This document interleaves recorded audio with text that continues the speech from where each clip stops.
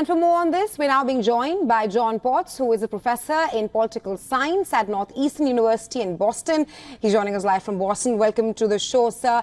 Now, we heard former U.S. President Donald Trump's speech at the RNC, which lasted for about 90-odd minutes.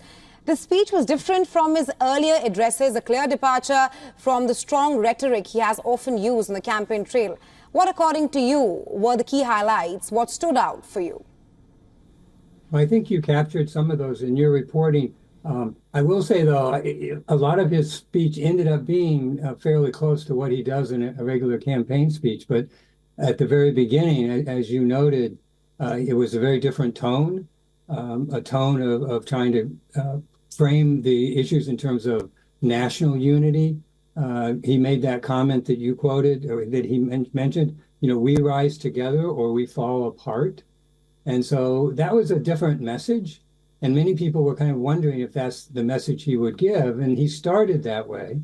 And then he went into the discussion, a rather detailed description of the assassination attempt. But then after that, he actually, for much of a good part of the rest of the speech, he went off script and approached it more similar to what he does in a campaign speech, where he talks about all the things that are wrong under the current administration and how he would change those, or how he's done things better in the past. And that probably lasted for well over half of the time.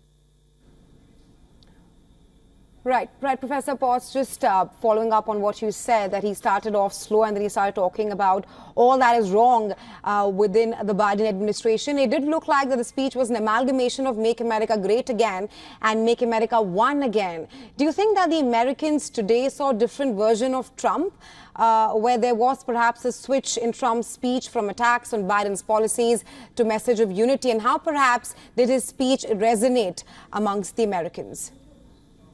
Well, I think, again, his speech was bifurcated in that way. And the first part was a very different speech that I think people were expecting this, or thought might happen, around this notion of more national unity.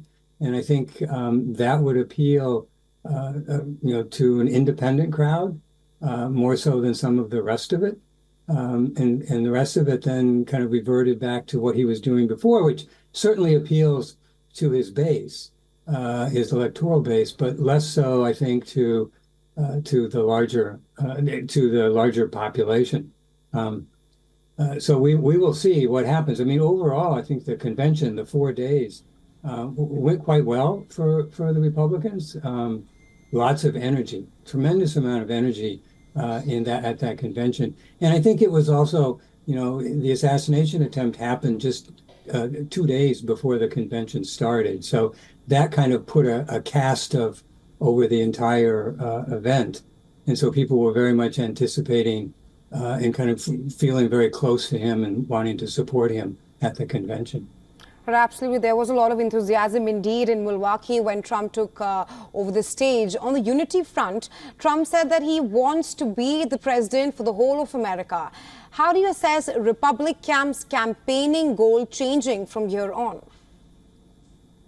Moving forward, I think the question will be whether he tries to continue that part of the speech, the early part, that theme of creating national unity, versus the more typical approach that he's taken in the past, which is really kind of divide and conquer, and exaggerating. And people see this after a while. He tends to exaggerate. Politicians exaggerate quite a bit anyway, but he will exaggerate the negatives and exaggerate the positives. And the comment he made at one point was, on the international front, he said, I could stop wars with a telephone call. And, Ukraine wouldn't have happened, and the Gaza wouldn't have happened. So, I mean, there's some elements of exaggeration that people at some point kind of turn off to a little bit. Right, Professor Potts, when we're talking about the Republicans campaigning moving forward, we have to talk about what's happening in the Democratic camp. With Trump's speech and the assassination attempt perhaps uniting the Republicans like never before on one hand, while on the other, the Democrats are bitterly divided about whether Biden should continue to lead the Democrat ticket or not. How do you assess the situation right now with the Democratic camp? Absolutely. They're in the opposite situation as Republicans, very divided. I think it's looking like, and I hesitate to make predictions on this, but I think it's looking like that Biden will probably step down in the next few days, perhaps. We'll see.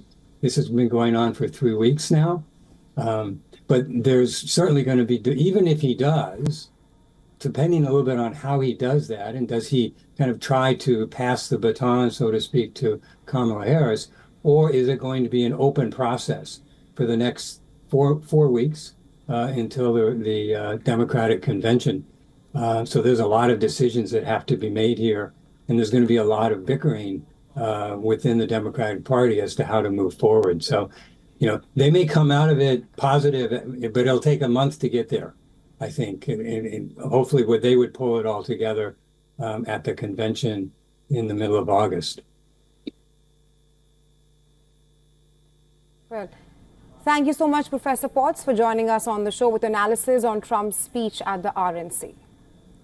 Okay, thank you.